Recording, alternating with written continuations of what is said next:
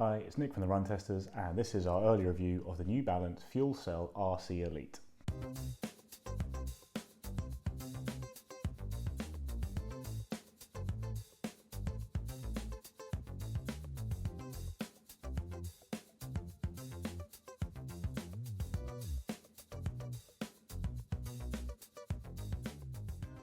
So both Kieran and I have the FuelCell RC Elite to run in, and we'll be doing a full multi-tester review down the line. But he hasn't had much of a chance of running them yet, so this is just my early impressions of the shoe, having done a few speed sessions and a 5K time trial in them.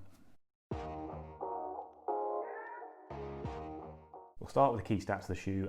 With the price, it's going to be £210 or $225.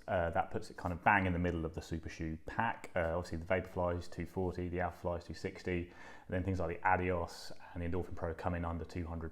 It's got a 10mm drop from heel to toe, and it weighs 207 grams. That's my UK size 9. That's 7.3 ounces. That's that of the new generation of super shoes, that's the lightest one I've come across. It's still not as light as the Vaporfly, but it's lighter than the Alphafly, the Adios, the Endorphin Pro, the Meta Racer, the Cloud Boom. Yeah, New Balance has done really well to have such a high stack of cushioning and keep it so close to 200 grams. We'll start with the upper on the shoe, which is a mesh job. It's pretty interesting fit actually. It's actually quite roomy, I think, around the midfoot. We'll get Kieran's thoughts on that in the full review. He's got a fatter foot than me, so we'll see if that causes many problems.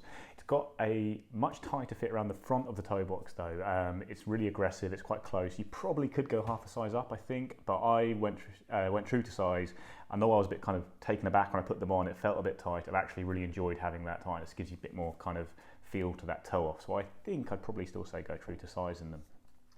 The midsole of the shoe is made from New Balance's FuelCell material. So the FuelCell foam is a mix of kind of EVA and TPU, I think New Balance tweaks the formula of it depending on which shoe it is in the FuelCell line. Obviously there's the TC training shoe, things like the Rebel and the Propel are kind of different shoes, different needs. This is the all-out racer. It's very lightweight, it's really soft and springy. It's a proper super foam basically. The outsole of the shoe is pretty interesting in that it's got these Dynaride kind of studs almost.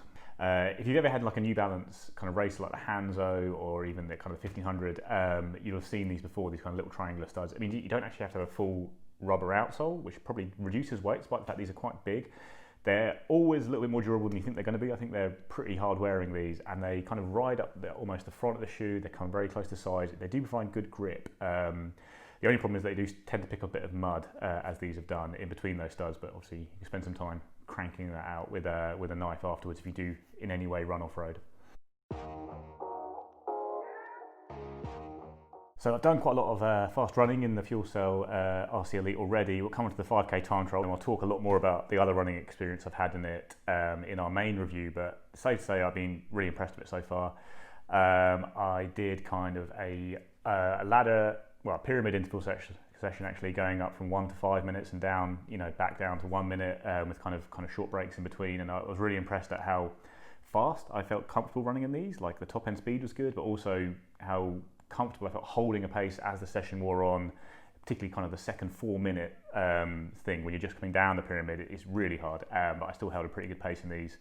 And I do think in general this outsole is very accommodating of when your form starts to go, basically. So at the end of a hard run or a hard rep, I don't think like the Alphafly is actually that friendly. Things like the really high stack shoes that are very linear. If you start flailing around a bit, they're more almost as much as a hindrance of a help, even though they do keep you fresher overall throughout the course of the run. These kind of studs on the outsole do kind of mean you still get good grip. You kind of get pushed back into line almost, I think. I've really enjoyed running fast in these shoes. Also did a progression run in them, which is kind of the longest run I've done them, which ended up about 10 miles, where I did the last 20 minutes at a kind of 3:30 per K pace. Managed to pick a route where I was running into the wind for almost the entirety of that last section. And again, I was really, really pleased with how they performed. They don't feel like a high stack shoe on the foot. They feel much nimbler. I think it's partly because of that really tight fit at the front maybe. But yeah, you do feel quite nimble. It's a bit like actually the Vaporfly. It feels more nimble than something like the Alphafly or even the Adios Pro. These do feel kind of a little bit more like a racing flat, even though there is that kind of big kind of stack of foam there. The ride feels very soft when you're running easy in them. That progression run, it was really telling. Like as I was running, it felt very soft and like comfortable in the easy bits. But as I up the pace, it feels firmer, kind of gets you, off your toe off quicker and, like a proper racer. I really think these are very quick shoes, which is why I elected to do a 5K time trial on them. I was meant to be racing the night before I did this, but that race got called off because of the global pandemic, and I ended up doing a 5K time trial on the track instead. So let's see how I got on. I'm at the track. I'm going to do a 5K time trial all out. I was meant to have a 5K race last night, but it got cancelled due to COVID. So while I'm fit and ready, I'm just going to give it a go now and try and run sub 16 for the first time.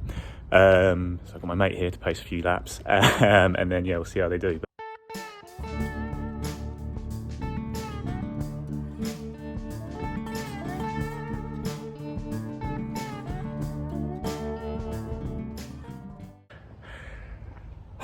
So that's done. So it's the fastest 5K I've ever run, but I did 16 dead. So I should just stop the watch early and called it 15:59, but never mind. I'm very pleased with that. Fairly broken now, I feel quite sick. So I'm going to talk more about the shoes back in the studio. So yeah, it was a qualified success, the time trial. And I didn't go sub 16. I did run the fastest 5K I ever have, running 16.00.5. But obviously I had a good time in the shoes out there. I do think the track was very slightly wet, and I do think those studs come into play there. That's helpful, although these obviously won't be legal in track races due to the high stack on them. When you're just doing a time trial by yourself, I didn't think it was a problem. They're very good to run fast in, even at 5K. I think they probably get even better the longer the race is. But yeah, I was very, very impressed by how they performed there. Every time I've run fast, they've really impressed me. I think these really are a bona fide super shoe that can help you log some PBs. The RC Elite was one of the shoes I was most excited about this year, especially after running in the New Balance FuelCell TC, which was an absolutely terrific shoe for training or long races. Really comfortable, really springy, really felt like a super shoe. Since then I've tried a whole load of very, very good shoes, and I do think it's not just enough to be a good shoe in 2020 anymore. You have to really see how you fit compared to the very best out there. There's no doubt in my mind that this is an absolutely fantastic shoe, but then I feel the same about kind of most of the super shoes that have come out this year. Like, I really like the Hyperion Elite, I really like the Saucony Endorphin Pro, I really like the Adios Pro, and the Alphafly I still think is probably the best shoe if you're looking for, especially for a marathon PB. So I've usually I end up kind of breaking them down as like, I do think the Nikes are still a little bit ahead, but those other shoes from Adidas, Brooks and Saucony are all kind of very close together, not very far behind the Nikes. And I do think maybe these slip in between. I think right now I'd place them ahead of the rest of the competition. I put them closer to the Nikes, maybe even up with the Nikes. In the full review, I'm hoping I've got a good hard run lined up this Sunday, and I think that could be quite telling to see how they perform over marathon distance and stuff. But yeah, I think New Balance has done a really, really good job with the RC Elite. It's lived up to kind of the hype I had around it after running in the TC, and I think it's probably the closest to the Nike out there right now.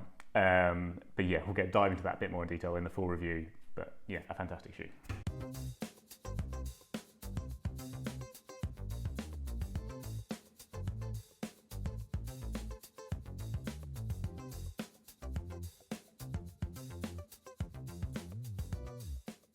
So that's our review of the New Balance FuelCell RC Elite. Look out for the multi-test review coming when me and Kieran have both had a chance to log a few more runs in them. Like and subscribe, and please do ring the little bell so you get notified when we launch a new video.